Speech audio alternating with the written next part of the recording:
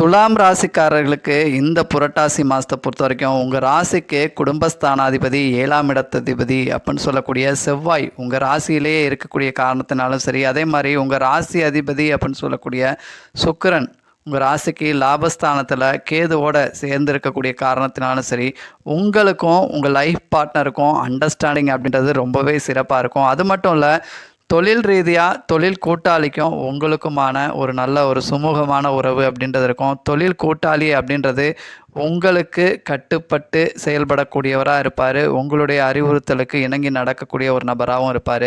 உங்கள் ராசி அதிபதி சுக்கிரன் லாபஸ்தானத்தில் கேதுவோடு சேர்ந்து இருக்கிறதும் சரி, அதே மாதிரி உங்கள் ராசிக்கு லாபஸ்தானாதிபதினு சொல்லக்கூடிய சூரியன் விரயஸ்தானத்தில் விரயஸ்தானாதிபதியான புதனோட சேர்ந்து இருக்கிறதும் சரி, குடும்பத்தில் ஒரு வித சுப விரயங்களுக்கு சுப காரியங்களுக்கான வாய்ப்புகள் இருக்குது அப்படின்னு சொல்லலாம். ஸோ மேலும் விவரங்களுக்கு ஆஸ்ட்ரோ ஆதிரன் சேனலை சப்ஸ்கிரைப் பண்ணுங்கள், லைக் பண்ணுங்கள் நண்பர்களே.